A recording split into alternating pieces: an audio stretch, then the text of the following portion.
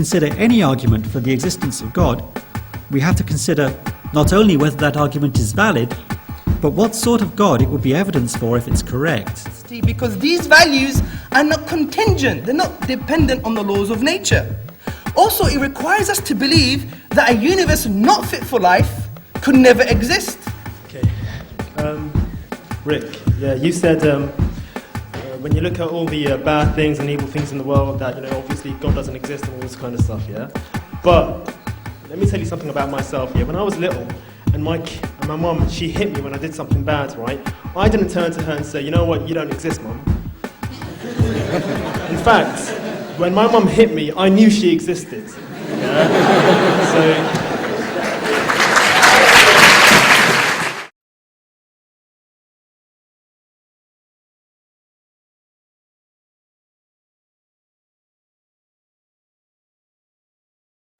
Richard Barrett, thank you very much.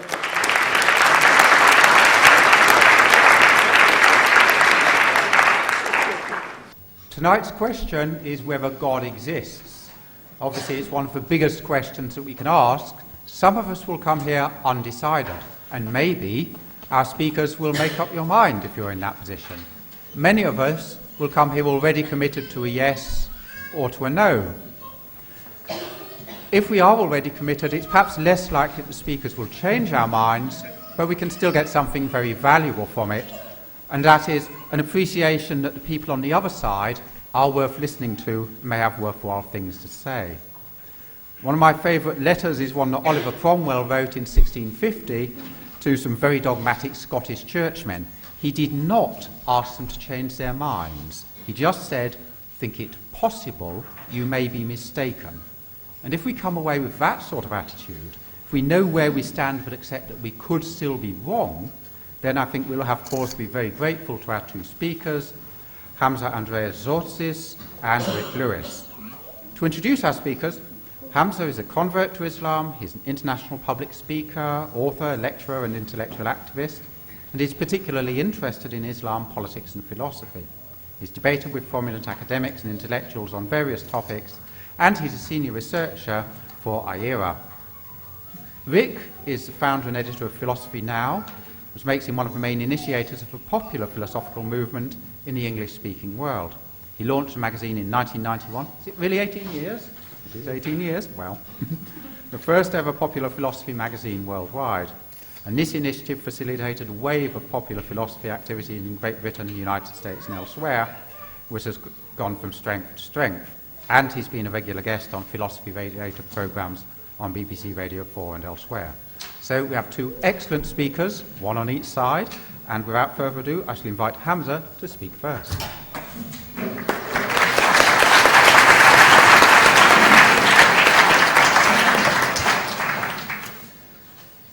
I will start as Muslims do in the name of God. In alhamdulillah, wassalatu wassalamu ala rasulillah, amma ba'd. I greet you all with the Islamic greetings of peace. Assalamu alaikum wa rahmatullahi wa barakatuh. I'm going to go straight into the thick of the argument.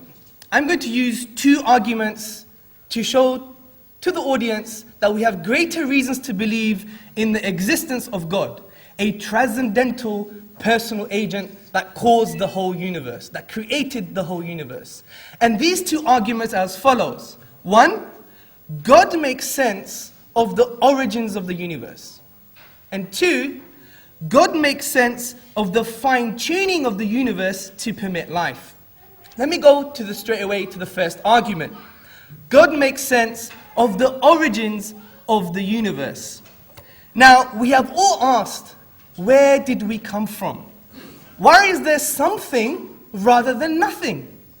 In this light, the British philosopher Derek Parfit, he writes, "No question is more sublime than why there is a universe, why there is anything rather than nothing." Now, typically, atheists have said that the universe is just there, uncaused. In the words of the famous philosopher Bertrand Russell, he said, "The universe is just there, and that's all." Now, if we really think and ponder and contemplate on this perspective, then surely it's irrational. because that would mean there was an infinite history of past events. Our history is infinite. But can that really be the case? Can we have an actual infinite anyway? Can we have an actual infinite in the real world? And does an actual infinite actually really exist? I would argue that it does not, because of the following examples. And take these into consideration. Example number 1. Say you have an infinite number of bananas. If I take 2 bananas away, how many bananas would you have left? An infinite number of bananas. So it just sounds like bananas to you, doesn't it? Example number 2. Imagine you are a lieutenant or a soldier and you want to shoot the wall. But in order for you to shoot, you have to ask the permission for someone behind you to shoot. And that happens ad infinitum, forever. Will you ever shoot? The answer is no. Example number 3 actually shows there is no actualization of the infinite in the real world. Take 2 points for example. Point number 1 is Hamza Tzortzis. Point number 2 is Rick Lewis. Now you could potentially split up this distance into infinite parts, but you would keep on subdividing this distance forever, and there will never be the most infinite part, if there is such a thing. But rather, you can cross this distance, an actual distance. So in reality, what this tells us is that the infinite has no ontological export into the real world, which basically means it just doesn't exist. In this light, the famous Greek philosopher Aristotle, he said, the infinite is potential, never actual, and the number of parts that can be taken always surpasses any assigned number. Significantly, the famous mathematician David Hilbert, he said, the infinite is nowhere to be found in reality. It neither exists in nature, nor provides a legitimate basis for rational thought. The role that remains for the infinite to play is solely that of an idea. But events are not ideas, they are real things. So it logically follows we can't have an infinite history of past events. Therefore, the universe had a beginning, and it logically follows the universe has a cause. But this is very philosophical. What does science have to say about this? Well, I would argue that this conclusion is confirmed by physics in the Big Bang theory. According to this theory, physical time and space were created, matter and energy were also created. The 4 prominent scientists, J. Richard, James E. Gunn, David N. Schramm, and Beatrice M. Tinley, describe the event of the Big Bang as follows. The universe began from a state of infinite density. Space and time were created in that event, and so was all the matter in the universe. But let's think about this word, infinite density. What does that really mean in the English language? That actually means nothing. Similarly, Cambridge astronomer Fred Hoyle, he states that the universe at a point in time was shrunk down to nothing at all. So the proponent of the Big Bang theory requires us to believe that something was created out of nothing. Anthony Kenny, the professor of Oxford University, he says, a proponent of the Big Bang theory, at least if he's an atheist, must believe that the universe came out of nothing and by nothing. But brothers, sisters, and friends, and family, out of nothing, nothing comes. Even atheists recognize this. The famous philosopher David Hume, he said, I never asserted to absurd proposition as that anything might arise without a cause. P.J. Swart, in his publication About Time, he says, if there is anything we find inconceivable, it is that something could arise from nothing. And I believe the following statement from the eminent physicist Sir Arthur Eddington eloquently sums this up. And he says, the beginning seems to present insuperable difficulties unless we agree to look on it as frankly supernatural. So we can conclude from philosophical and astrophysical scientific evidence that there's a cause for the universe. However, this cause doesn't mean it's God. There's a bit of a leap of faith there, a bit of a jump. Let's inquire what is the nature of this cause in order for us to have that conclusion. I believe, 1, it must not be subject to time, because it created time and space. Even Stephen Hawking, he says, almost everyone now believes that the universe and time itself had a beginning at the Big Bang. 2, it must be uncaused, as we already discussed the absurdity of an infinite number of anything, and that includes causes. 3, it must be immaterial, because it created material, and the universe is the sum of all matter, of all material. Most significantly, point number 4 is the thing that makes our hearts explode, our soul resonate, because this cause must be a personal agent. It must have a personality. Take the following points into consideration. This cause is eternal, no beginning, no end. But it brought into existence a finite effect, the universe. So the only way it could do this if it chose to bring into existence the finite effect. And choice means what? It means it has a will. And if it has a will, it means it has a personality. Also, if this cause is immaterial, the only thing we could think about that's immaterial are 2 things. 1, abstract objects like numbers, or 2, minds. But things like numbers don't cause anything. But raise your right hand, just to show that your mind actually does have an effect in nature. So this thing must be like a mind, not a human mind, but rather with cognition and intellect and knowledge, which indicates a personality. So we could summarize the argument as follows. 1, whatever begins to exist has a cause. 2, the universe began to exist. 3, therefore the universe has a cause. And the Quran eloquently sums this up. The Quran says, or do they think creation came out of nothing? Or were they the creators themselves? Or did they create the heavens and the earth, the universe?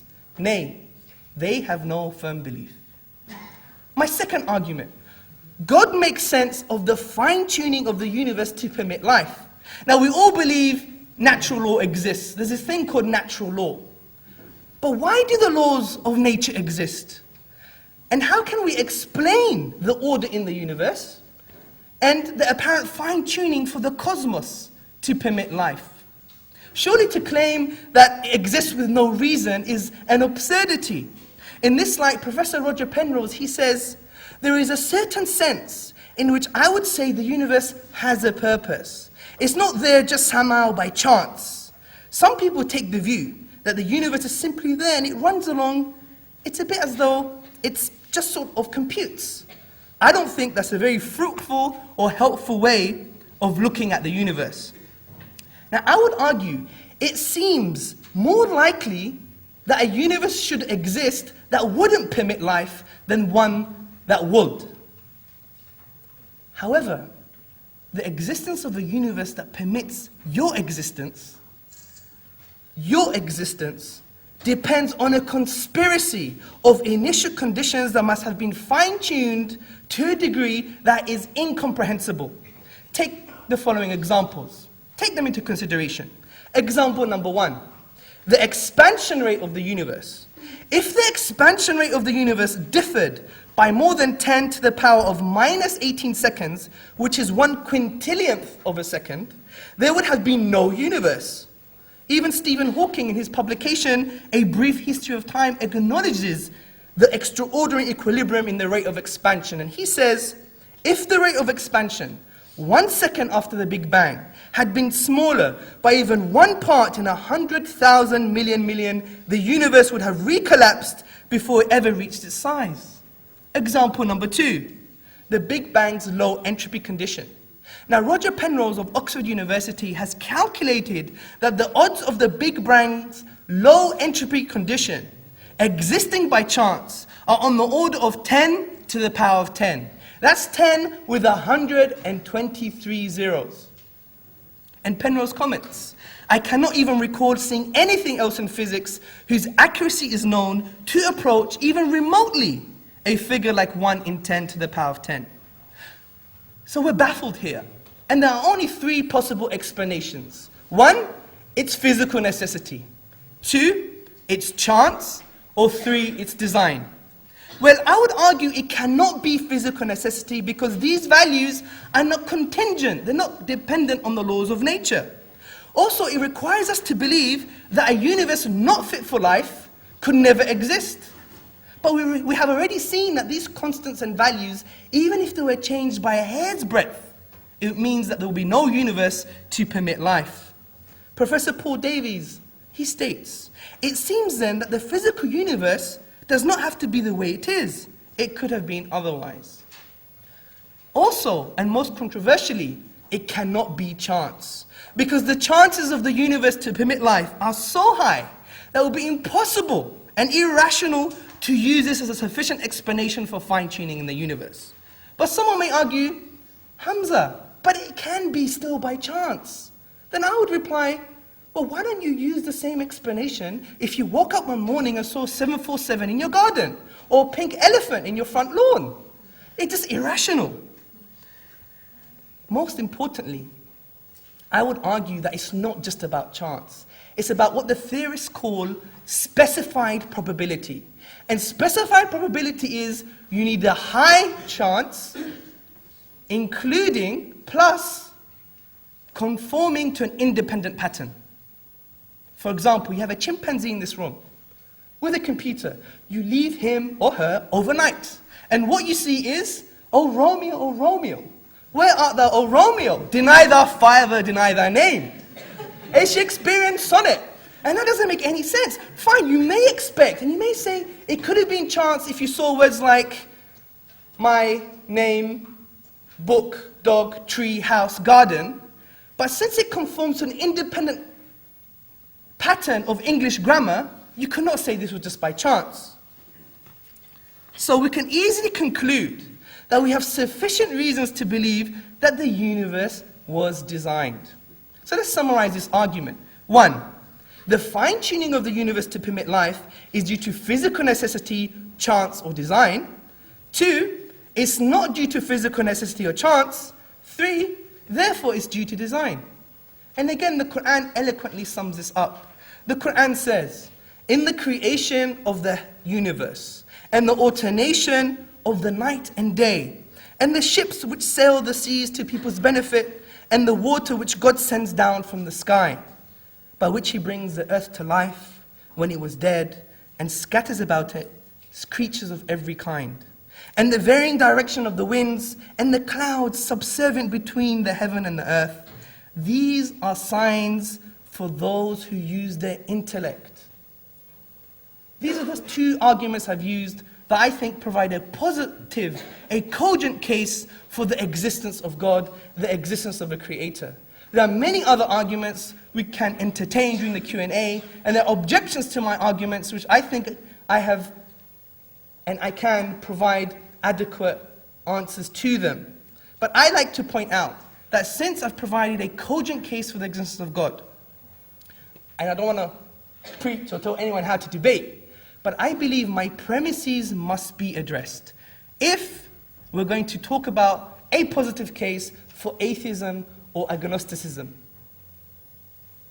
The Prophet Muhammad, peace and blessings be upon him, said, the cure to ignorance is to ask and learn. And I think in this light, we should proceed. Alhamdulillahi Rabbil Alameen. Thank you for listening.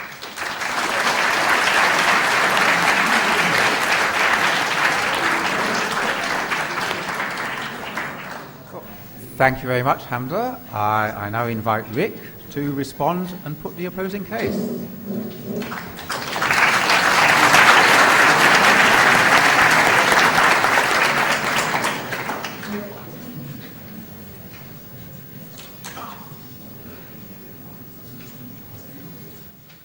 Thank you.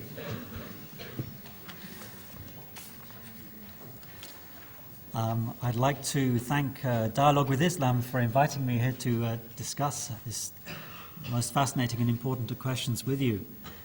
Can you hear me all right, by the way? No? Okay. Too quiet. Okay.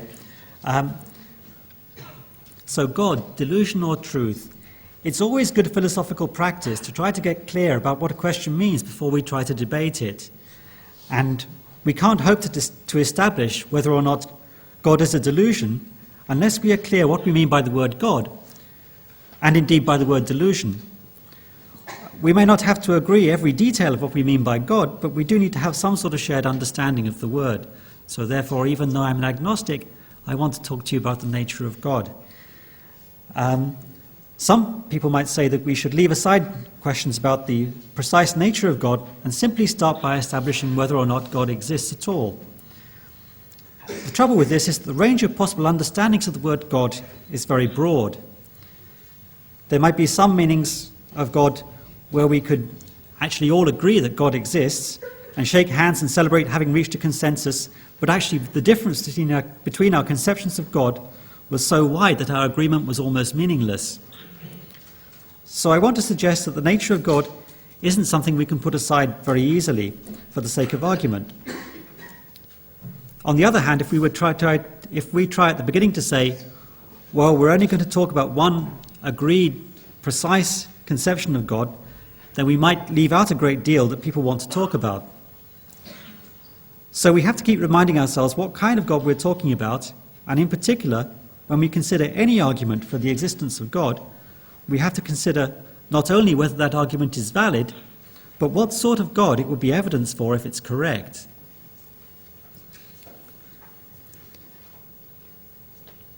For instance, considering the problem of evil, it might be suggested that we can't wrestle with it until we've already decided that God exists. Is God all-powerful and infinitely just and merciful, as both Islam and Christianity claim? The amount of suffering in this world suggests not. But if we leave aside the problem of evil for the time being, then this debate is not about whether the God of Islam exists, but only about whether some much more minimal kind of conception of God exists. Not a God to whom we could pray or who will take an interest in our welfare. If we're talking about this kind of God, a God who creates the cosmos and then stands back from his creation, then we can disregard the problem of evil. It's no longer a problem in this sense. But if we're talking about a just, merciful, and all-powerful God who intervenes in his creation, then we cannot. To illustrate this problem of different conceptions of God, I want to take an example. Most of you will be familiar with a gentleman called Baruch Spinoza. Now, Spinoza, who lived in the 17th century in Amsterdam, was a lens grinder by profession. So you could say his profession was to help us see things more clearly, and let's hope that's the case here. Spinoza wrote in his book Ethics a proof of the existence of God. According to him, we can all agree that God, if he exists, is the greatest entity imaginable, by definition. And a God who existed in the world would be greater than one who just existed inside our imaginations. So Spinoza says that therefore God must necessarily exist. This is the ontological argument. But therefore, Spinoza goes on to say, that entity, God, must include as part of itself everything we see, planets, humans, trees, everything, or else we could imagine a yet greater God who did include these things. Therefore, he proposes that God is the same as nature. There is just one substance, God as nature, and we are all part of God. It's a kind of pantheism. We might come to agree that there is such a God in a Spinozan sense, but would this tell us very much? Both Hamza and I would probably happily exist that nature exists, and because I'm not hung up about mere names, I'd even agree to refer to nature as God, if you like, as many scientists have done in a metaphorical way. And then we could all have agreed that God exists. But in fact, I'd suggest this hasn't got us very far. Of course, there may be something slightly comical about a humanist wanting to discuss the nature of God. You can see this in the novel Catch-22 by Joseph Heller. I don't know if you've read it. Some have. The central character, Yossarian, is chatting with his girlfriend, and they discover that they're both atheists. Yossarian then launches into a bitter and sarcastic attack on the whole idea of God, saying that if he did exist, he must be a cruel, twisted kind of God to explain all the suffering in the world, or else a blundering idiot of a God. And he's quite surprised when his girlfriend bursts into tears and starts punching him with her fists, saying, "Stop it, stop it." And he says, "What's the matter? I thought you didn't believe in God either." And she says, yes, but the God I don't believe in is a wise and caring God, not the horrible God you don't believe in. So therefore, when we consider arguments for the existence of God, we need to consider not just if they are sound, but also what kind of God they would support if true. And I haven't yet come across any argument that would convince me that God exists, and I've seen no evidence in the world that could be explained only by God's existence. Hamza raises a very powerful argument. I don't think it's utterly successful in the end, but he raises it very well, and it is a powerful argument, the cosmological argument. He says that the universe must have come from somewhere unless it's always been here, and he argues that it can't have always been here because you can't in the real world have infinite sequences of events. Well, I'm not sure about that, but I don't want to argue about it because the consensus among physicists is that the universe is indeed not infinitely old. So we have a point of shared agreement there at the beginning, I think. The consensus is that it goes back to something called the Big Bang about 13 or 14 billion years ago. So let's assume that space and time both begin at that point, as the physicists currently agree. Hamza says that if the universe had a beginning, then something must have created it, and this he calls God. He quite rightly says that the first cause can't itself be caused, or we'd have an infinite regress of causes. And he says that something which is itself uncaused and which starts the entire universe must be God. But there are a few problems with this, with the idea that nothing happens without a cause. Firstly, there's no time for a cause at the beginning of the universe. Our idea of cause and effect is that a cause comes before the effect that it's associated with. However, with the universe, there is no time before the Big Bang. Time starts at the Big Bang.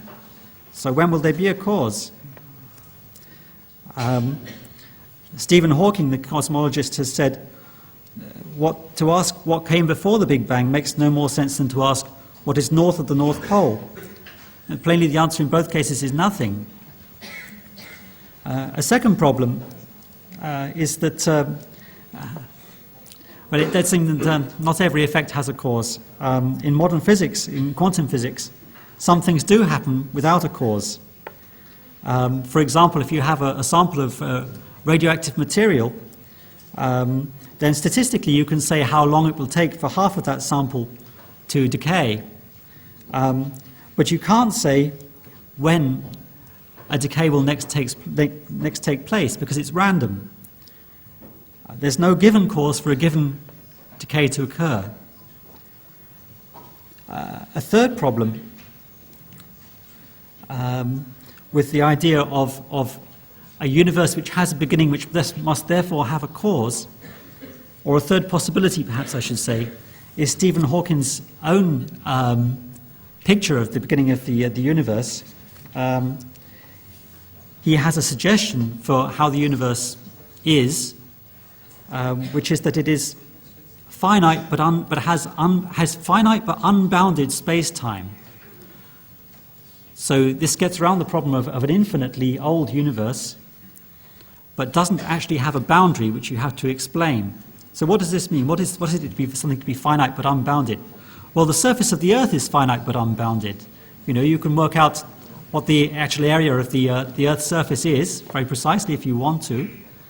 But there's no boundary. You can walk across the Earth and you don't come to the edge of the Earth and fall off. So he thinks that space-time is also like that. It starts. If you're going back in time, you get to the point which we call the Big Bang, and as you progress in time, then in terms of space, the universe gets bigger and bigger and bigger, and then at some point it starts to get smaller and smaller and smaller again, until eventually you get to a point in time where the space of the universe shrinks to zero again. But he says, well, this is all, if he's right, and he's not even sure that he's right as far as I understand it, at least at this point in the 1980s when he wrote this book, then you don't need to worry about what caused this, because this has always been there, this curved space-time universe. It doesn't actually have a need for a cause, as he sees it. So therefore I agree with Hamza that no mundane mechanical cause triggered the universe, but it's possible that it was not a cause, but more like a set of conditions, or else that Stephen Hawking was right and it didn't need that. It's just always been there. But if it was a set of conditions, well, let's look at that briefly. Hamza thinks that there was a prime mover, an initial cause, which exhibited will, and so therefore it must have personality. Presumably to show will, it must have a choice, as you said. What choice might that have been? Well, you could say, why did the universe just start then rather than earlier or later? Maybe that was the choice. Well, when else could the universe start except at the beginning of time? Any time it happened would be the beginning of time, by definition. So that question is meaningless. But then you could say, well, why was the universe the way it was? And this brings us on to Hamza's second argument. Why was the universe made in such a way that it would support intelligent life? It does seem that many of the physical constants in the different physical laws of the universe, as we're beginning to discover them, are such that if they'd been different, then life couldn't have arisen. Maybe there couldn't have been stars at all. We're talking about constants like the charge on an electron. Apparently, if that was a bit different, then hydrogen would behave in a different way. Stars wouldn't ignite. And there are many other examples of this kind, leading some people to say, well, look, this is so unlikely that this could have arisen just by chance, that all the constants were just at the right level for us to be here. Surely this is an example of a creator making a deliberate design here. But there are a number of answers I wanted to make to this. Firstly, if the constants hadn't been as they were, then we wouldn't be here to ask questions about them. I mean, this is the weak anthropic principle. Unless the universe supported life, we wouldn't be here to consider the problem. If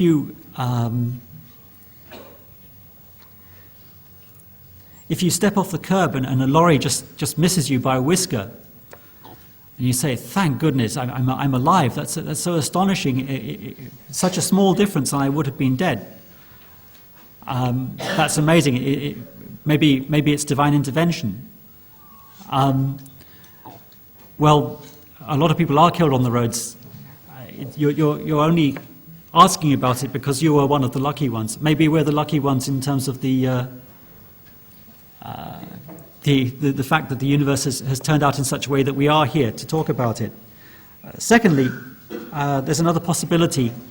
The cosmologist Paul Davies, who you mentioned, wrote, for instance, in the New York Times recently, that it could be that what we think of as universal physical laws might not be so universal, but might be more like local regulations. That if you look at the universe from, as he calls it, a God's eye perspective, looking across this vast cosmos, there might be areas within which the physical constants are one thing, and other areas where there's something else. And maybe just some of these areas are hospitable to life, and we happen to live in one of these areas. Thirdly, talking about these constants which just happen to be at the right value for us to be here, sometimes it turns out with further investigation that they just had to be this way. One of them, which Hamza mentioned, is the rate of expansion of the universe after the Big Bang. Stephen Hawking's A Brief History of Time also contains a brief history of our attempts to understand the Big Bang. And he does have this quotation about how the rate of expansion had to be pretty much exactly what it was, otherwise the universe would have collapsed back into itself at an early stage and we wouldn't be here. However, this was a problem for a version of the Big Bang argument which has now rather been superseded by several successive versions, actually, which he then describes. And he says that the next version that came along involves something called cosmic inflation, which meant that the Big Bang expanded more quickly than originally modeled at the very beginning. This theory of cosmic inflation was brought in to solve various problems that people didn't really understand about how the Big Bang worked. But one of the consequences of this was that the rate of expansion up to the present then turns out to be pretty much exactly on this borderline between what would then, if it had been different, the universe would have collapsed into itself again. So sometimes it seems that you have a really strange coincidence with these physical constants, but then on further investigation it turns out that that's not the case. That it has to be that way, otherwise, other things don't work. So if we're relying on Hamza's second argument here to show the existence of God, then we might end up with a kind of God of the gaps, as it's sometimes called. A God that we introduce to understand, to explain things that we don't quite understand about how the universe works, but then later on it turns out that we find out how they work after all, and then it turns out we don't need God to explain that particular bit of the picture anymore.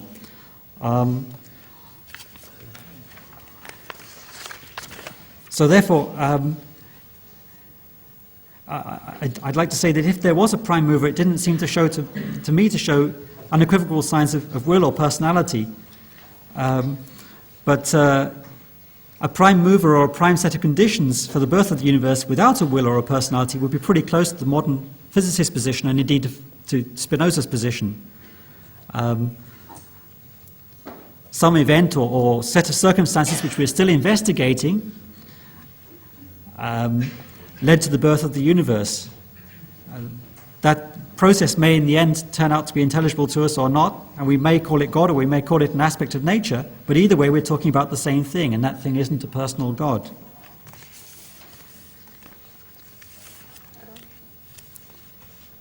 And the problem of evil shows that any God with the ability to interfere in the running of the universe cannot be just or merciful. Otherwise we wouldn't have innocent children being swept away by tsunamis or dying of horrible diseases and all the other awful things that happen in the world.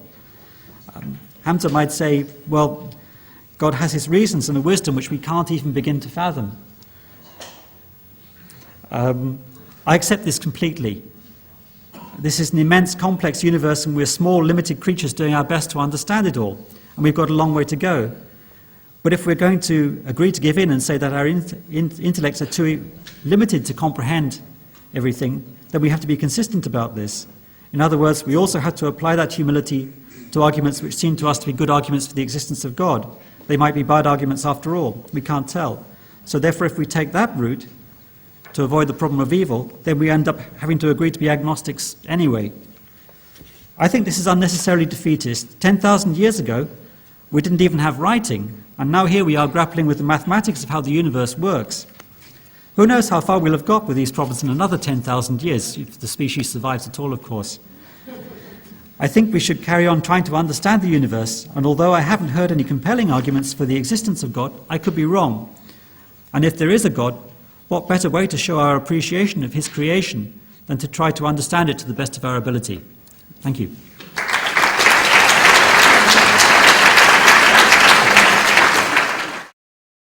Well, you've now heard from our two speakers, and it's now time for contributions from you, the audience. We do we have a roving microphone, or is it not going to be it may not be very practical to get it to you, but please do wait for the microphone to come to you. Yes, the gentleman there at the end of that row. So could you raise your hand again to indicate to the mic? Hi, my name is Saeed, and I work in IT. I've got a question to both speakers from a colleague of mine who doesn't believe in God. The question to Hamza is, how much of a problem does the theory of evolution pose to your belief in the existence of God? And the question to Rick, which is related, is to what extent do you propose evolution forms the basis of an argument against the belief in God? Okay, we'll take a couple more. This gentleman just there. Hi, my name is Asif. I'm a master's student here at LSE. My question would be to Andreas. I'm wondering, you said there is no such thing as infinity, but aren't you contradicting the Islamic principle or this concept that after we die and once we go to heaven, we live there, or hell, we live there for infinity? So would you say you're contradicting one of the basic concepts of Islam here. Okay, we have for another 1, 2, 3. What is the right at the back in the border there? Okay, we'll come to you in the next round. Okay. I'm Shabnam Dharamsi. I'm a consultant, and my question is to both speakers. As I understand it, Heisenberg's theory of uncertainty means that the ways in which we dialogue with the universe as observers affects the universe. So it seems to me that our ways of knowledge are totally in question. And I wonder what both speakers have to say about that in relation to the nature of God. Okay, so we've got 3 there, and then if you could wait with the microphone at the back, there are 2 more who are coming on next. So we've got evolution, infinity, and Heisenberg's uncertainty principle. Heisenberg, would you, sorry?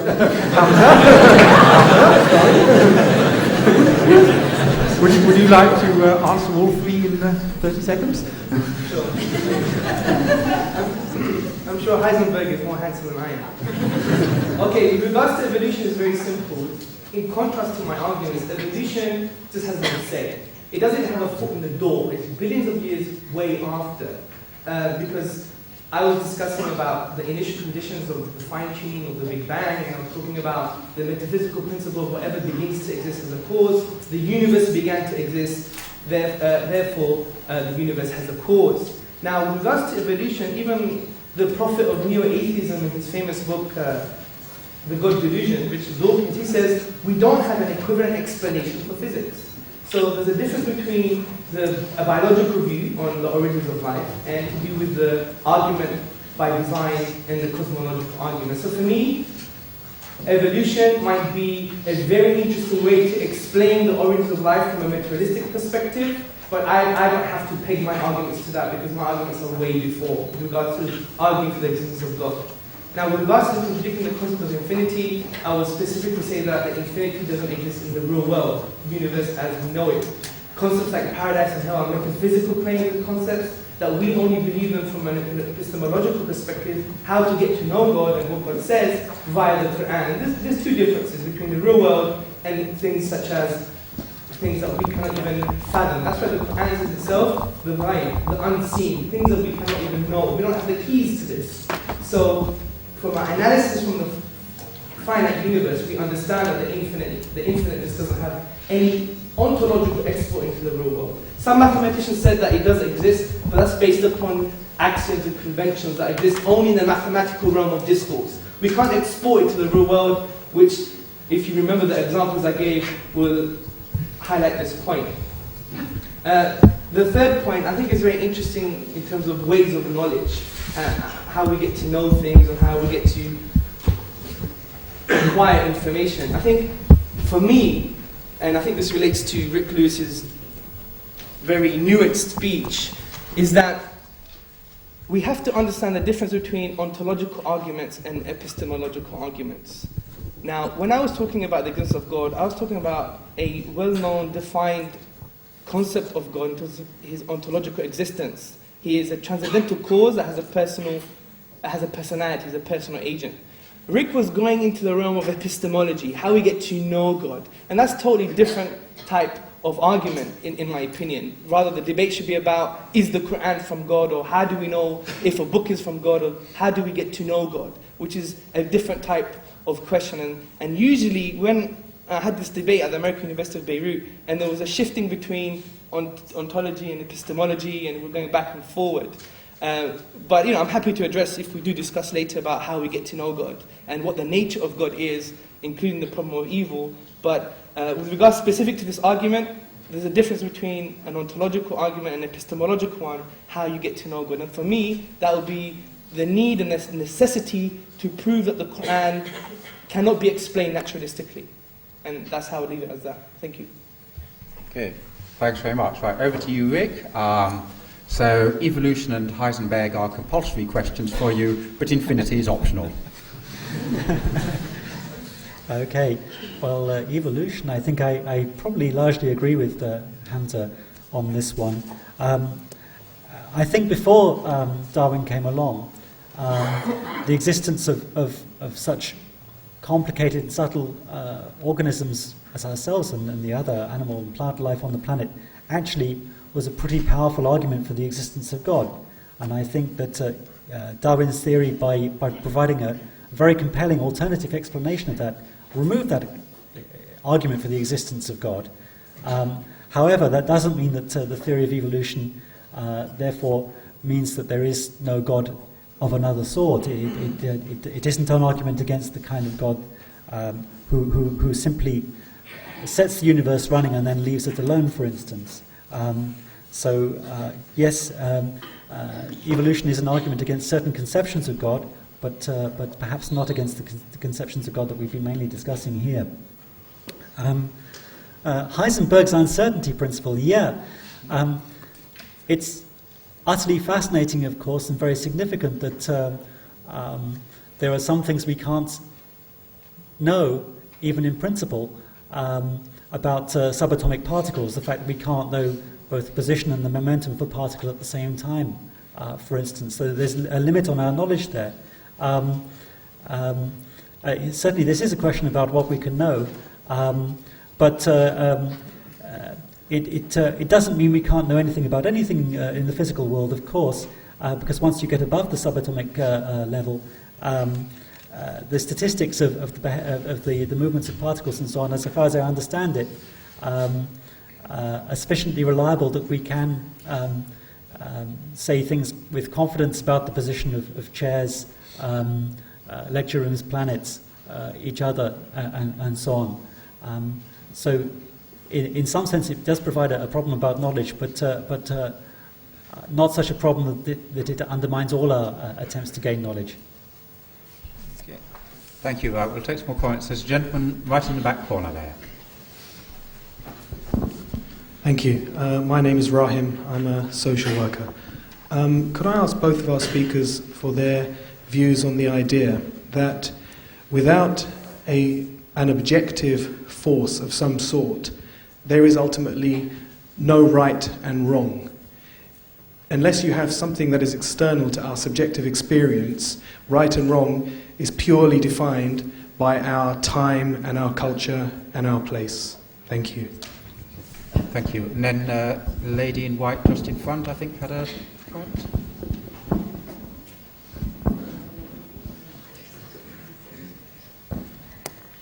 This question's from a colleague of mine. He's wondering that if God created the universe, then who created God? Yes, and we have another one. There's a gentleman right at the back there. Hi, Rick. This is a question for you, Rick, here. I totally endorse my name is Fahad. I studied physics and philosophy, and that was my background. My question for you is that I totally endorse the fact that physicists have a very strong point when they say that if physics can explain the phenomena of earthquake, then why do we need a second explanation? Right? I mean, that's a good question. That's assuming that is a very good question. But that's assuming that physics does explain everything, both in all the realms that we need to know about.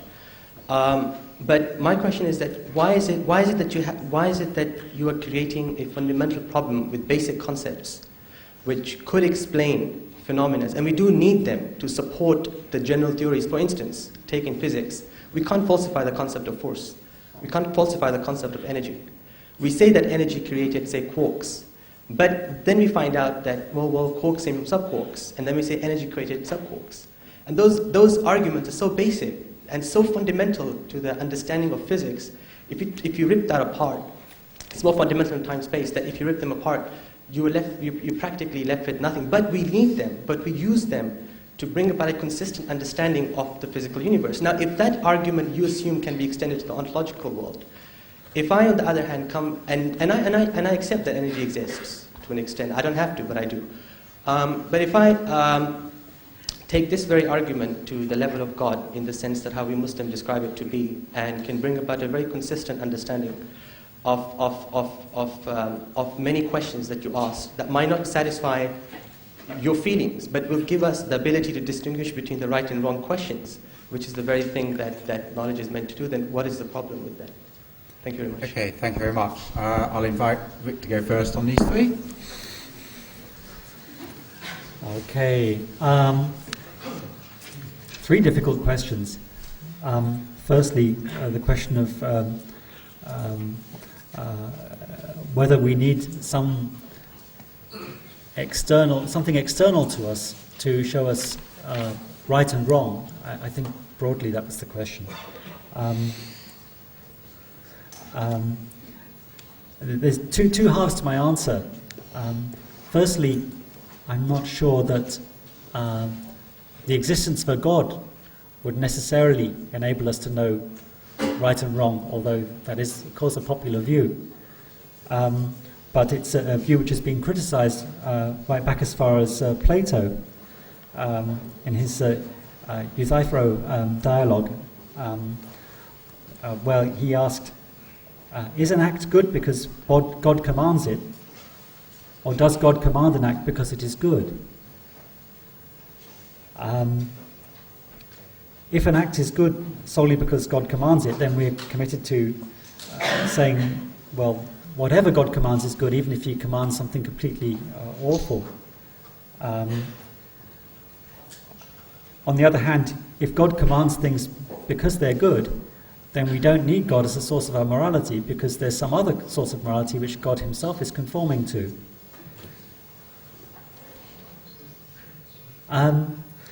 If there isn't a God as a source of our morality, then I don't think that's an insurmountable problem. It doesn't mean we can just do whatever we like. Of course, the whole of moral philosophy is a series of attempts to explore how we should behave. Most of those attempts don't rely on the existence of a God. And some of those attempts are more successful than others, but there's been a lot of exploration of this. How should we behave? Here we are, supposing there's no God. Here we are.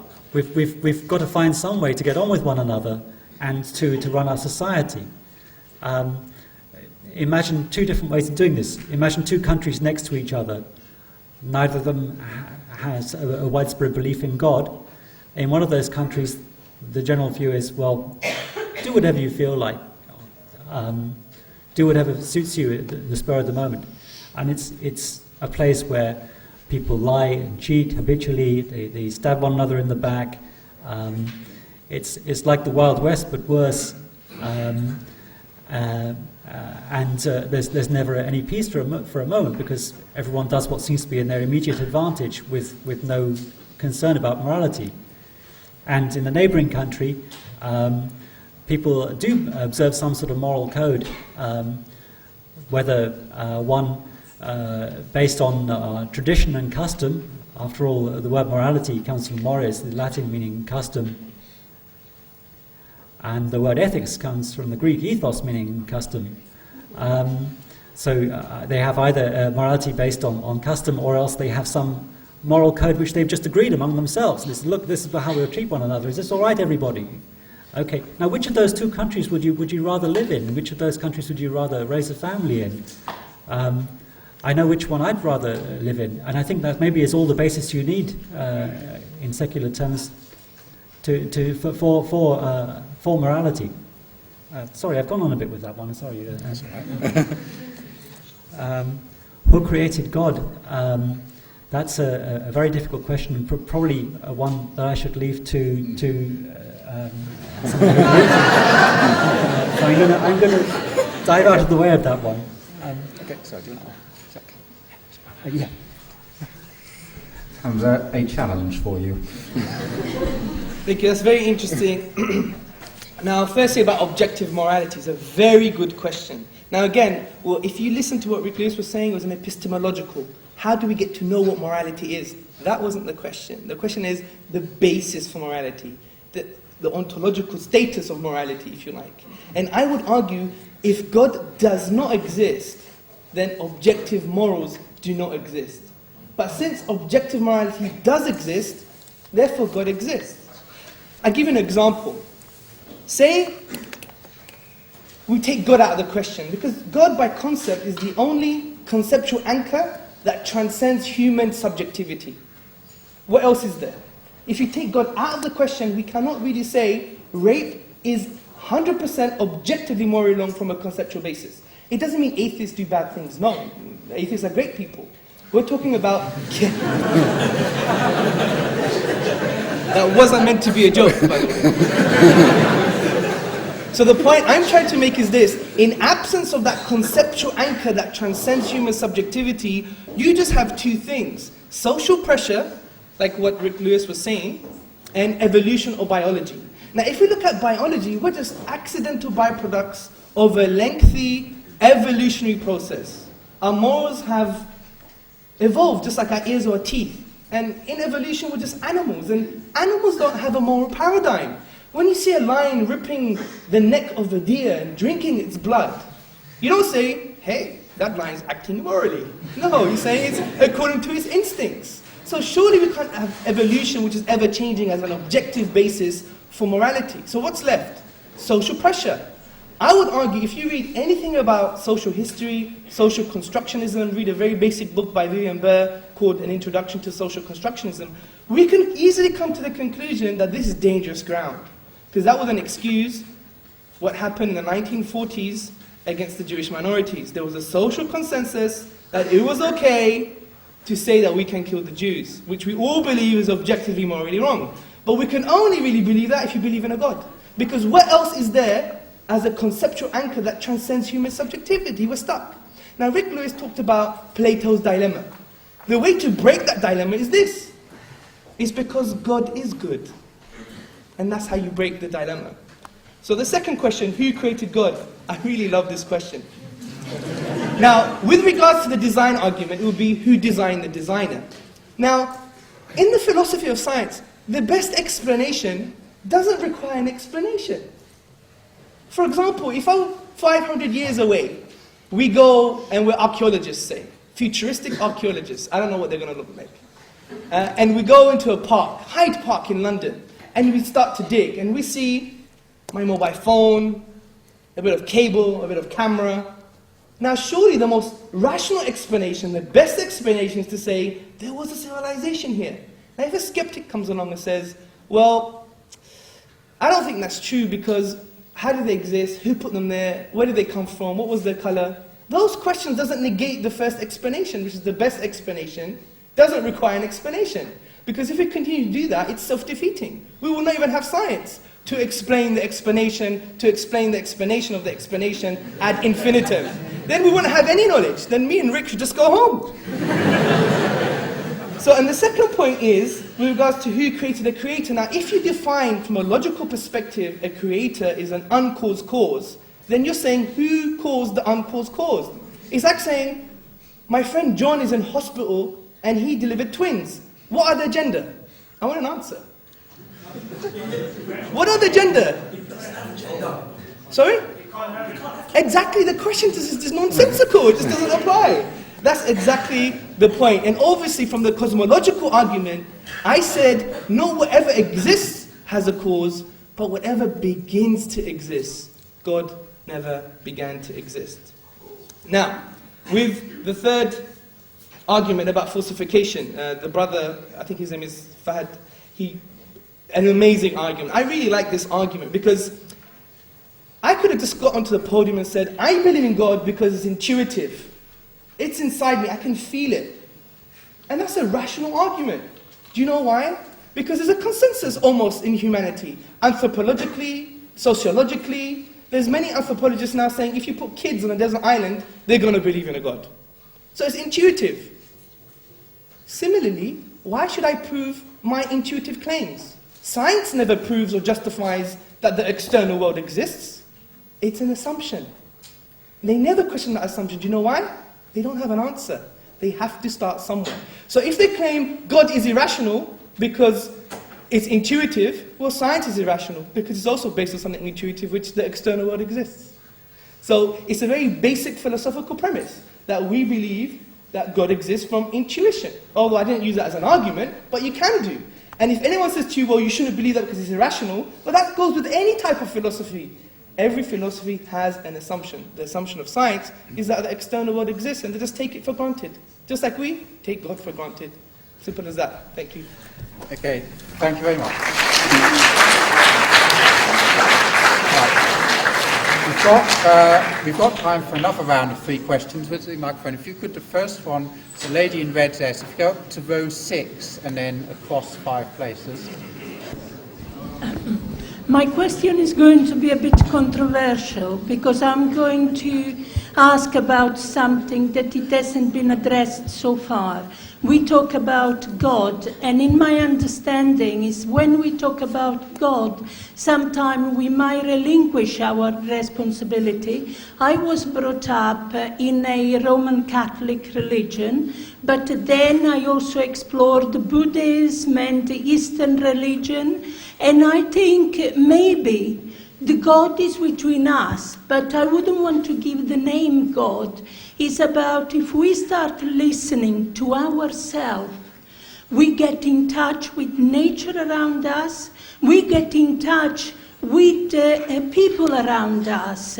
You know, there is the lion that kills another animal. There is that part between us. And a lot of religion a lot of the wars happen because of this fight about God. So I think the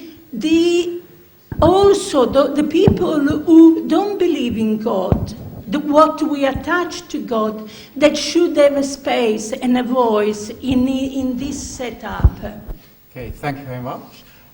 Then next one I saw was a gentleman in the second row, right at the end of the row.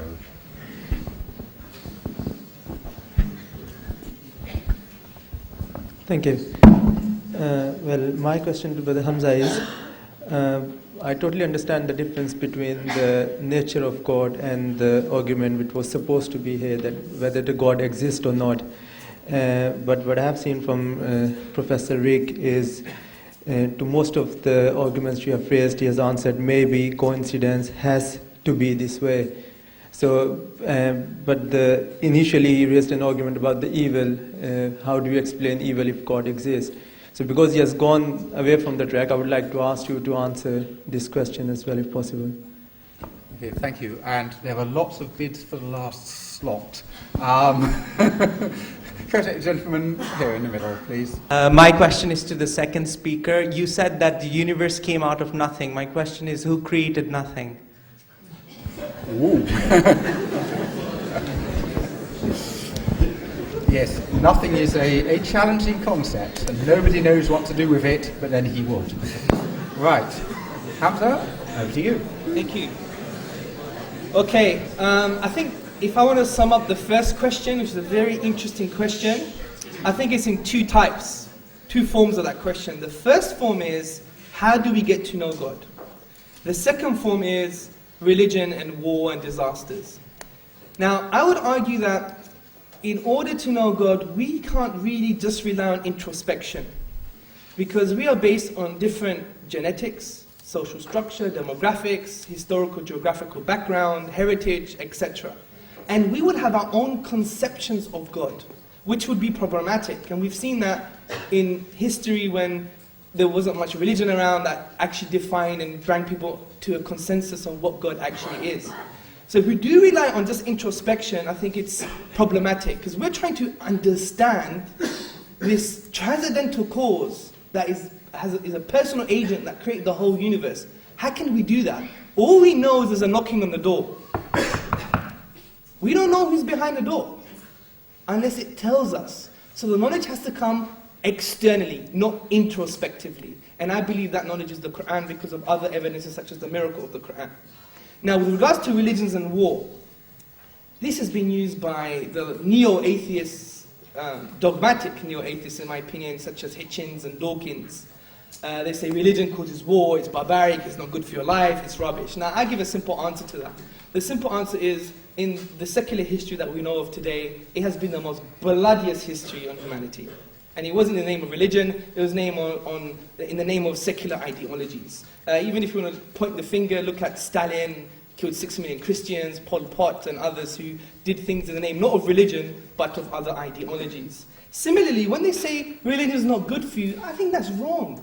That's based on a media hype, a misconception. something based upon the oppression of the historical Catholic Church using the coercive arm of the state to stop anything that was incongruous with its teachings. Hence the Protestant tradition, and we had the 30-year wars, the 80-year wars, the massacre on St. Bartholomew's Day. It was a mess. Christian history you're drowning in blood. That's why you had the liberal movement, you had the individualist doctrine of rights, etc. But when we look at today's reality on religiosity and religion, there's been studies by sociologists that are pointing the finger to something very positive.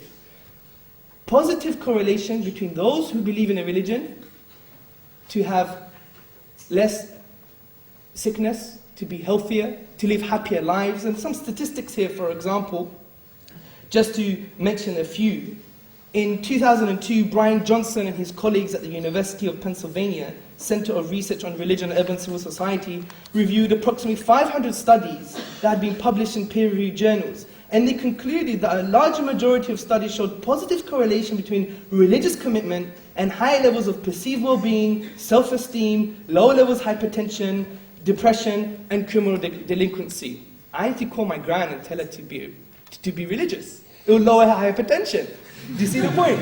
Similarly, in the Handbook of Religion, there's many books called The Sociology of Religion, and they don't inquire about the intellectual nature of religion, if it has a basis or not. It says, how does it affect our lives? And statistically, you're more likely to be happy and healthier as someone who believes in religion than someone who does not. Now, I leave the third question to yourself, Rick Lewis. Thank you. There you go, Rick. Okay, thank you. Yes, the question about knowledge of God. Hamza said a little earlier that there's almost a consensus on God. If you put people on a desert island, then they'll develop a religion. And he also said later that, what we have is a knocking on the door, and how we interpret that in terms of religion, how we find out about God is a huge question.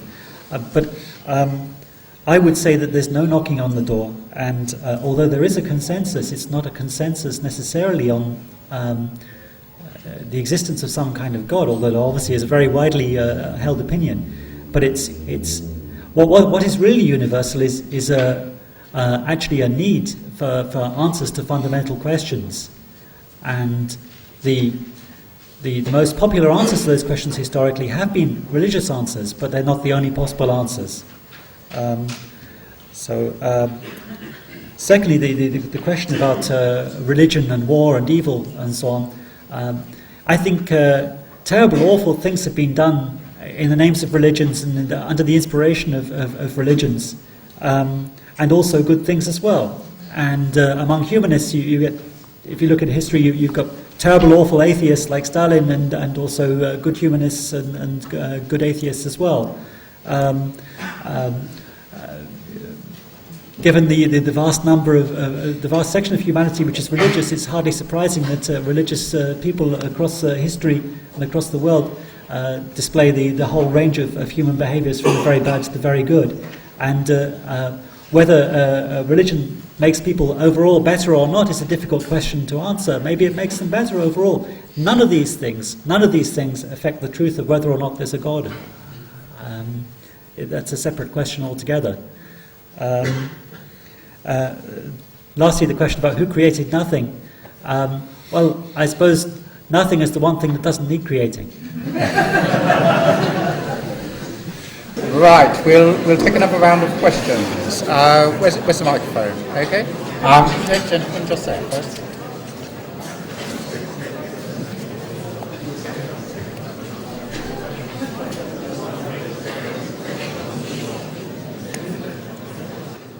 This question is to Rick. I thought about it actually when you spoke about. I was thinking about what you said earlier in terms of does God exist and the proof of it, and actually start thinking about the whole issue about Mac versus Windows, who has more virus.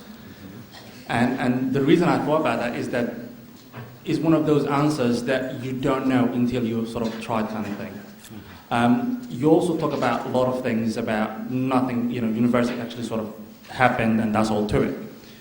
If I take your argument, sort of the way I understand an example, is I took a piece of program code that's written in Windows and I put on a Mac machine. it's not going to do nothing. It's absolutely not going to do nothing. So for me, I find difficult so many people to be here today, walking, seeing, and hearing, and actually to be said that you are from nothing. It's just sort of out of my imagination. Thank you. Okay, thank you. There's a few right at the back. If you could go up to the back on your right-hand side. Yes. Gentleman who's standing up there at the end of the row first. Hi there, my name's Rob Gifford. I'm coming at this from a Christian point of view. I'm a Christian, and I came, if you're looking at it from a Christian point of view, obviously I would say this, it seems simpler. It's based on revelation. If you want to know what the Christian God is like, look at Jesus, who is God in human form. When I came, I was expecting Hamza, you to talk more about revelation, since I thought that Islam was more of in some ways similar to Christianity, a religion of revelation. And I wondered, you've talked a lot philosophically and ontologically and epistemologically, or whatever. I'd like to ask about the concept of revelation in Islam, which is very much at the heart of the Christian faith. And I'd like to ask Rick then, are you really saying that you see no evidence of design or of a mind behind created order? Okay. Thank you. Could you take the gentleman, one of the gentlemen up there, please? Rick, you said when you look at all the bad things and evil things in the world, that obviously God doesn't exist and all this kind of stuff, yeah? But let me tell you something about myself, yeah? When I was little, and my mum, she hit me when I did something bad, right? I didn't turn to her and say, you know what, you don't exist, Mum. In fact, when my mum hit me, I knew she existed.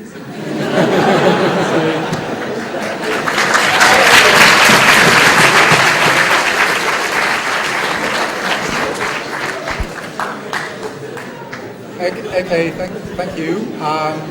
Actually, could we just take one more? Just one question. My name is Claude. I'm a child of the universe. Just a basic question towards the panel. If God is the beginning, and God is the end, and God knew that when He created man, He gave him the ability to choose right and wrong, why did He create Adolf Hitler? Okay, thank you. We'll take those, and then we'll probably have one more round.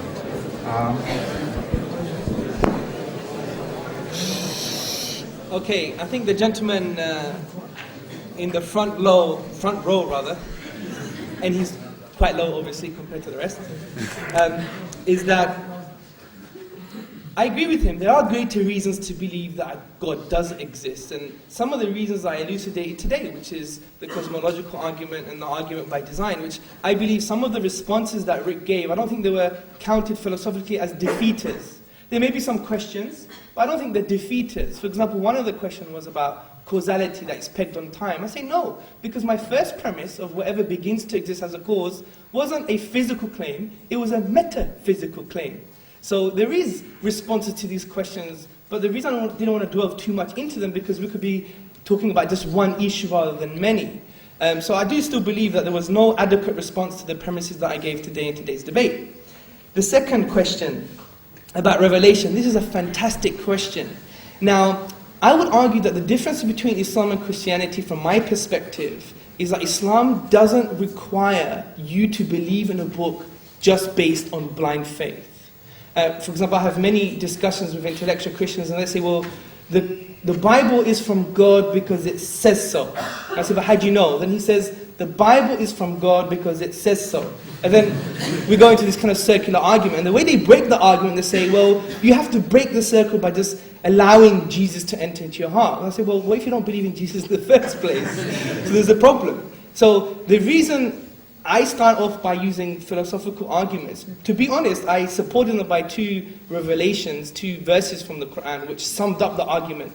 itself anyway. But the reason I don't bring revelation to play, because that's epistemology, but I do also believe that the Quran can be a proof for God. Because the Quran, in my opinion, is a miracle. Now, when I say a miracle, I don't say it goes outside of what we perceive to be natural law. Because natural law is what? It's not like something that is gospel truth. Sorry for the pun, I didn't mean it that way. Yeah? But what I'm trying to say is that natural law is just patterns that we perceive in the universe. Now, if something changes the pattern, it goes against the pattern, it doesn't make it a miracle. That's incoherent view on miracles. I believe in the Islamic philosophical perspective of miracle, which is basically an act of impossibility. Or, in more detailed words, an event that lies outside the productive capacity of nature. And the Quran is that. For example, it's a linguistic miracle. It jumps outside of the nature of the linguistic miracle, which is Arabic itself. So when we go to the Arabic language, which is based on a finite set of tools, grammar, words, letters, and we exhaust all possibilities, all combinations, we cannot create the unique literary form of the Quran. So it's an event that lies outside the productive capacity of nature. And it logically follows that it's a miracle, which proves the need for a supernatural agent here. I know it's quite philosophical, but I can't sum up a whole debate in a few seconds. Now, the last point about the problem of evil, I would disagree with the gentleman, because if your mum slapped you, it could be because she wants best for you, or she could be bad. And we can't attribute badness to God. So the way I would personally deal with the problem of evil is that, first and foremost, to believe that evil really, really exists, you need God in the first place. So how can you construct an argument which for the basis of the argument you need God, but the argument negates God? It doesn't make any sense, you see. So that way, what you do, you actually explain God's existence and the existence of evil, but you don't have to really explain why. But I would also introduce here that the concept of problem of evil that he was coming out with, which logically follows as this: 1, a good God exists that is omnipotent. 2, evil exists. 3, therefore, a good God that's omnipotent doesn't really exist. But that's based on a very Christian limited understanding of God. God is just love, just good. That's the problem. I would even argue, if God was just love, sometimes I don't see it. If God is just good, well, I don't see that all the time either. I mean, spend half an hour in my Greek family, you realize this very quickly. Sorry, Spiros, my brothers in the audience, and my sister and her partner. Anyway, the point is this, is that Islam, I believe the concept of God in Islam is amazing. That alone has made people embrace its philosophy, its teachings, and its way of life. Because we believe God is not just good, not all just good, not all compassionate and all loving, but He's also the one that's all wise, and the one that also punishes, and the one, so many different other names and attributes that we believe who God is. And we could then easily reconcile who God is with what's happening in nature. For example, wisdom itself. If we believe God is all-wise, but we can't see the wisdom, it's a logical fallacy to claim, well, I can't see the wisdom, because I've been arguing from ignorance, and you can't argue from ignorance. So the point is, we can easily reconcile God's names and attributes to what's happening in the world. For example, the tsunami. The children that died in the tsunami, we don't have a very atheistic, bleak view on life. That's it. Dead, suffering, tortured, oh my God. They don't believe in a God in the first place. But the point I'm trying to make is this, is that for the Muslim, we believe this child is actually in eternal bliss now. Who thinks that's more of a better world view? That the child's in eternal bliss, rather than it lived a life, it's just matter and biology and just evolution, and if it's just matter, then it doesn't matter, does it? So the point I'm trying to make is, even from an emotional point of view, what would you prefer? A view on life which would have no injustice, no end bliss, or just a view on life that you're always going to complain and you're going to have problems and you're going to see in a very negative perspective? I believe the Quranic worldview, in contrast to the atheistic, agnostic, and Christian worldview, is slightly more positive because we have a greater understanding on who God is, which we can prove via the Quran, and who God is, such as all-wise, all-knowing, all-loving, is easily reconcilable with the problem of evil, which inherently is a problem with Christianity, not other religions such as Islam. Thank you. Thank you very much. Rick? a lot of interesting questions there. I'm going to try and take the first two together, and someone asked if I really thought that everything could come from nothing, all the wonderful things we see around us. And the gentleman who asked about Revelation said, did I really see no evidence of design behind created order? And the answer is, I think I don't see unequivocal evidence of design in the world. And at this point, I am going to call on the theory of evolution after all. I don't think it's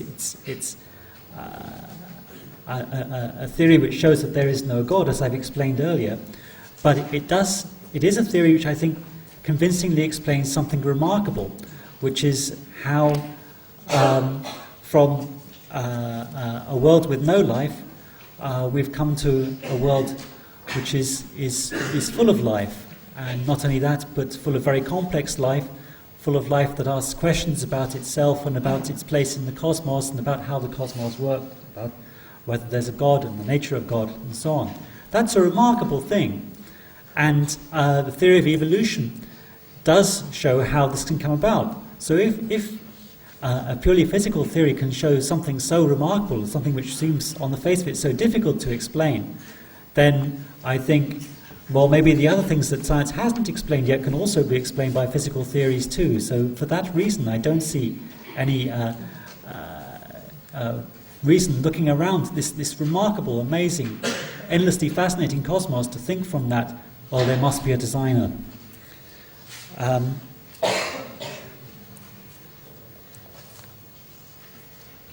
Well, turning to the problem of evil, yes, say how can evil exist in the world? And Hamza says, well, look, the idea of evil comes from God anyway, which takes us back to the idea of God as the source of moral value. Hamza said a little while ago, in response to the Plato's dilemma, which I raised earlier, I said, isn't that good because God commands it, or does he command it because it's good? And Hamza says, well, the answer to that dilemma is that God is good. So therefore, God would only command you to do good things because God is good. But I'd like to ask Hamza, when you say that God is good, by what standard of good are you judging him? Surely then you're judging him by an external standard. So therefore, you're saying that it's not just that God defines good, but that God is good by some external standard. And if God is good by some external standard, then we can relate our own morality to that external standard, and we don't need to get our morality from God. And therefore, because it's an external standard, we can also say that some things are evil. Evil is a tricky word because when we talk about things being evil, we're talking about not like volcanoes going off and tsunamis. We're talking about the actions of human beings. And the question was raised, well, why would a good God create Hitler? I think that I'd call it the problem of suffering is a real problem for Christianity and for Islam. How could a merciful God allow so much suffering from natural causes? Unless the victims are compensated in an afterlife, which, as an agnostic, I don't believe in anyway, so that's not a compelling argument for me. Maybe if you have a previously existing belief in the afterlife, then maybe it's a sufficient answer to you for the problem of suffering, or I'd have doubts myself. But the problem of evil, the problem of people doing nasty things to each other, in fact, the problem of people doing awful, appalling things to one another, they say, why doesn't God stop that? That doesn't seem like an argument necessarily against the existence of God for me, because you could have a God who decided to create us with free will and decided that this was overall the best thing to do, and having given us free will had bound himself, or was bound by logic, from interfering with that free will, and therefore had to stand by and watch as we did awful things to one another. So I don't find that a great argument against the existence of God. But I do think that the problem of suffering from natural causes like tsunamis is a compelling argument. Okay, thank you very much. We'll just take a couple more questions and Hamza's and Rick's responses to them, and then I shall invite the two speakers to sum up. And I've already seen enough hands go up. There's a lady up against the wall. Yes, just there. Okay, hi, my name is Zainab.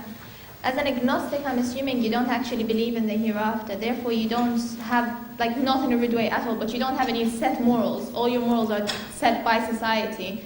For an example of this would be homosexuality, where 50, 60 years ago it was really frowned upon, and now everyone's fighting for their equal rights.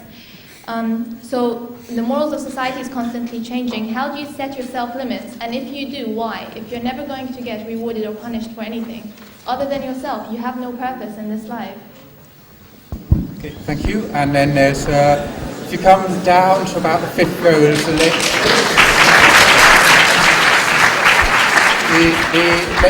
there. Yes, thank you.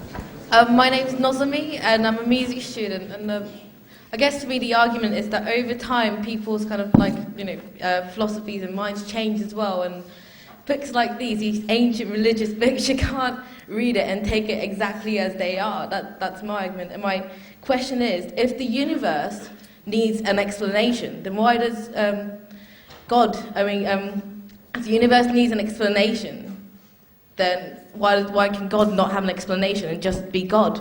Why must you have to explain the universe but not have to explain God? I just don't understand it, so I'd like to have that answer.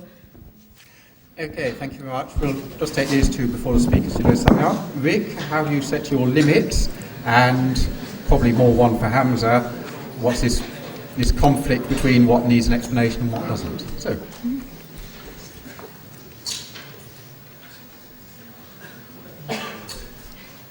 Well, you can't live without morality. You have to have limits.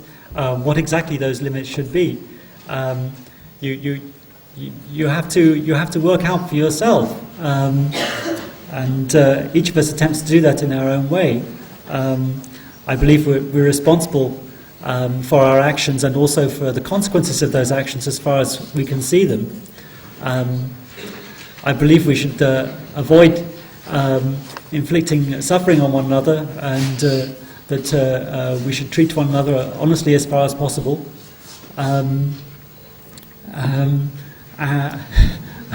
It's such a big subject, I hardly know where to start. It's something that's absorbed me for years. I'm so sorry I can't sum it up more succinctly than that. Yeah. Okay, thanks very much. And then one for you, Hamza, this question of why does the universe need an explanation and God not? Can I address the first question as well? Yes, of course. Okay, I agree with the sister when she's talking about then who draws the line and where, because it is very important, because we do have this shifting kind of morality based upon social pressures, and this is the problem. That's why I said that God is the only conceptual anchor that transcends human subjectivity. And Rick replied, then you're saying God is good to deal with the dilemma. But the issue here then goes into more of a deeper philosophical question of, we believe also in the theological aspect of revelation. It teaches us about this thing called fitra. We have an innate goodness in us. So we understand goodness, but sometimes we could be skewed and our instincts are deviated and our moral pathways that are inbuilt in us can be deviated. So therefore, we will require epistemology. Quran, what does it say about life, man, and the universe? So there is a base morality, but then you have to elevate it, and there's other grey areas. For example, if you read literature was designed, in my opinion, just to grey moral boundaries. Do you see my point? And that's why we always have this kind of understanding of, what do we do and how do we do things. So God solves the problem by Him being the conceptual anchor that transcends human subjectivity. Now, the other lady, the media student that was saying that philosophy changes, I don't know if that's an argument against God. It's not. Because sometimes it could change for the better or it could change for the worse. Also, you're saying, why does the universe need an explanation? When you're saying God doesn't need an explanation, well, if you were intended to my argument, I said, God doesn't, I'm not saying the universe needs an explanation. What I'm saying is when I reflect upon certain evidences in the universe, then I come with a certain conclusion. It's not based upon this thing that I need answers. I grew up in a very humanist, philosophical, spiritual type of family. My dad's like a humanist spiritualist, if you like, yeah? Very nice man, just like Rick is a very nice man, in my opinion. And I'm not saying that patronizing. I think this is, very conducive, a very amazing debate. You don't have this. And I think, we should be proud of the fact that we've sat here and we've had a very calm and positive discussion.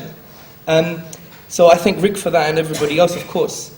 Now, it's not this primitive thing that you always want answers, and I didn't come from that background either. I thought I had all the answers, but when evidence came across to me, I just inferred and deduced from evidence and came to a certain conclusion. It wasn't based upon the fact that people who have religion, they just don't have the answers, that's why they're like that. And I think that's a very outdated cliche in my opinion, And you also referred to about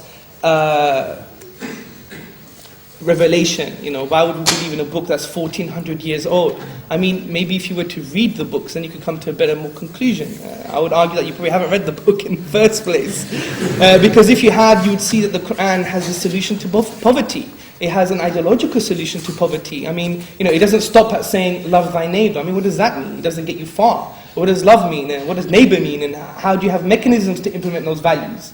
And the unique thing about Islam and the Quran is that not only it's a set of values, but it's a set of mechanisms that implements those values too. So with regards to the poverty question, instead of having this geopolitical myth, this liberal economic myth, that basically there's not enough resources and there's not enough needs and therefore there's competition, Islam says totally something different, which says, no, there's limited needs and enough resources. So instead of competition, it creates this macroeconomy of distribution, and from that we have mechanisms such as the zakat system and other things that improve it. And this is a challenge to the humanists, because the humanists say we don't need religion, because when did religion get something that was already human and make it better?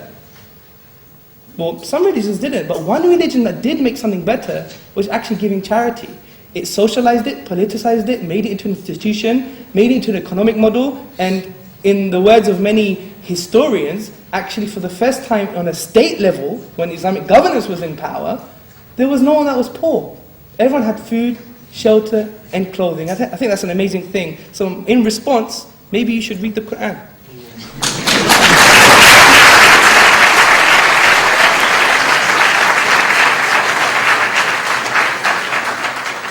Okay, thank you very much for that. I'm now going to invite each speaker to spend just 2 minutes, which I shall time strictly, summing up and perhaps in particular saying what they've learned from this evening. Hamza. Okay, I think it's been a very interesting discussion. In summary, my arguments were whatever begins to exist has a cause. The universe began to exist, therefore the universe has a cause. And my other argument was the fine-tuning of the universe can be explained by chance, physical necessity or design. It can't be chance or physical necessity, therefore it's design. I think some of the responses were useful questions, but they weren't counted as philosophical defeaters of my argument. And especially when we went into the argument of nothingness, it's quite interesting because there's more evidence to believe that nothing comes out of nothing rather than something comes out of nothing. So, as David Hume said, who was an atheist, said, why don't you just take the greater evidence? And we always want to grasp our intellectual straws and throw God out the window. But in actual fact, when we're doing that, we're throwing our intellect out the window because, as I said, there's more reasons to believe that nothing comes out of nothing rather than something comes out of nothing. I think what's useful with the problem of evil argument, I don't think there was an adequate response in my opinion, because, we have concept of a first order good and a second order good and a first order evil and a second order evil. And sometimes evil acts make us have a second order good. For example, when there's cowardice in society, the only way to appreciate courage is by having an element of the first order evil of cowardice. So you have a higher good, which is having courage. Similarly with pain, we won't be able to know God. And in Islam, we believe God is the healer. How would you know God is the healer if you weren't in pain in the first place? And we believe that knowing God is more important than pain or suffering anyway, because the question presumes that you're here just to have a nice time. We don't believe that in Islam. We're here to know and love God, which in my opinion, I would have a lot of pain for that, because it's something that's transcendental, something very deep and spiritual, and that's why the problem of evil is a very materialistic argument. Now, what I've learned from today's discussion, I have to admit that this is the first of many debates I've had with an agnostic or atheist that has been, I've learned so much. And not only from his amazing behavior. Not to say that all atheists behave badly, of course. well, then we go into the objective morality again, what is good. No, but that's not the point. The point is this has been conducive to positive discussion. We should continue that way. And I think he would agree with me that we need to transcend the dogmatic atheism of Hitchens and Dawkins and come to a very nuanced discussion, because now is the time for change. And I'm not trying to sound like Obama, but maybe I have his smile. So the issue is now is really the time for change, because we need to transcend outdated cliches and the rhetoric and come together on the table and have a nuanced discussion, even if we disagree with each other. So that's why I commend Dialogue with Islam and all the other organizers that facilitate today's event, because what I learned is I need to probably read a little bit more as well. Thank you very much.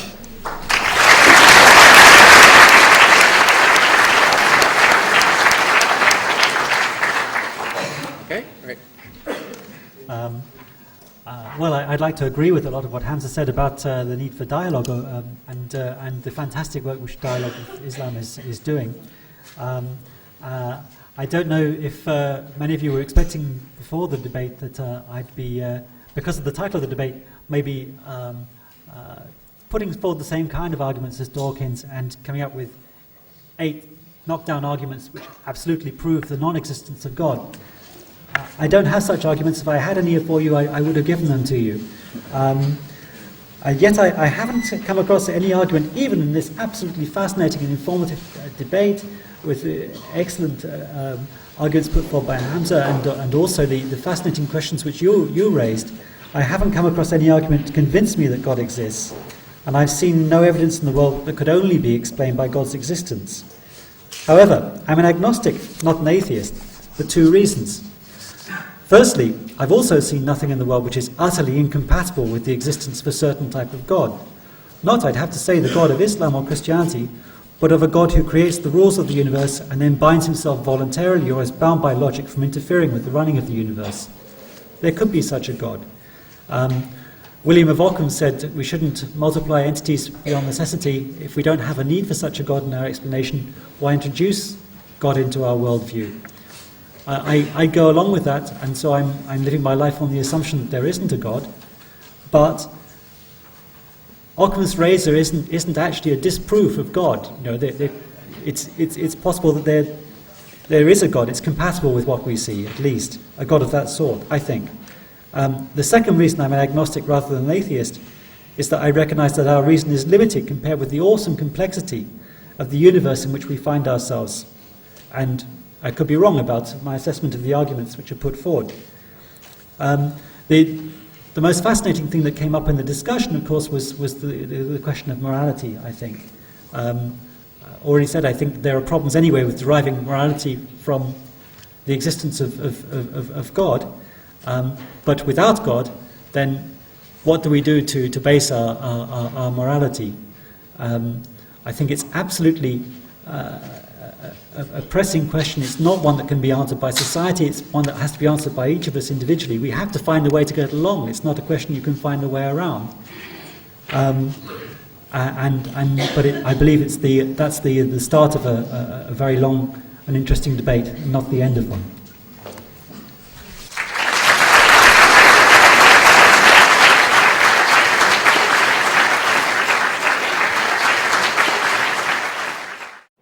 I think it went pretty well. I was especially pleased that the audience participated. They stuck to the points, they gave well-focused questions, and we got pretty decent answers from the speakers as well. I mean, to me that's the important thing about it, that we do have a good dialogue and involve everybody. And do you think that events like this should continue in the future with mixed faith groups and try to debate about topics such as these? Definitely. I think it's incredibly important that you do keep the dialogue going and that we don't fall into our own little cells in which we don't know what other people are doing. And especially important is that we realise that although we know where we stand, we recognise there's another point of view and that we, or the other people, might be mistaken. And are you going to be involved in any upcoming events such as this? I'd be very happy to, yes. Either as a chair or as a speaker. Okay, that's it. So how do you think today's event went? I think it was a very interesting and successful event today, at least from my point of view, because I learned a lot. I had a few of my assumptions challenged. I I didn't hear anything that completely changed my mind about the existence of God, but I certainly have found a lot of things to make me think. So do you think we should have more events like this in the future? I hope you have a lot more events like this in the future, because I think that they're great learning experiences. It's great to interact with all these other people who are interested in the same sorts of questions, passionately interested in some cases, and I really think it's mentally stimulating and challenging. I think the event went really, really well. It shows that Islam has a position, has an argument, has a cogent argument for the existence of God and many other questions that came out in today's debate with intellectuals and academics. Gone are the days that we could use outdated cliches that religion is barbaric, backwards and wrong. We should transcend the likes of Richard Dawkins and Christopher Hitchens and really get into the grips of arguments and start to learn them and promulgate them in the public square like we've done today. Similarly, what was very interesting was my last point, I think, which was there's greater reasons to believe that something comes out of something rather something comes out of nothing. So why do we really grasp our intellectual straws and believe that something came out of nothing? So I think generally the debate was very successful, and I thank Rick Lewis and everyone that organised the debate today. If I could ask a question to one of the speakers, it probably would be to Rick Lewis. What got me is that he said that, clearly mentioned that he wasn't an atheist, but he was an agnostic. So my question would basically be, if he is an agnostic and that he doesn't overrule God being in existence, then wouldn't it be safer on his part for the hereafter to believe in God anyway, and then taking that route of what would be the most convincing evidences and proofs to which course of life God would like him to live, because then it would have been a much better way to live, as Hamza already proved that having a religion in someone's life is better in regards to living, and like my thoughts would be that it will be on his benefit rather than anyone else's in regards to the hereafter. I think this is one up from a starting block. I think the arguments that are brought forward by writers such as Dawkins and his ilk recently have got a lot of publicity, but actually when you look at their arguments they carry very little weight. Actually the arguments proposed today by the agnostics here, or by the philosophers, were stronger than their arguments, and I think that we should move forward, as I said, confidently. People like Hamza are doing an excellent job in bringing the Islamic perspective, and I think that it's going to actually, from the other side, from the view of the humanists or the atheists, they're going to have to step up their game now.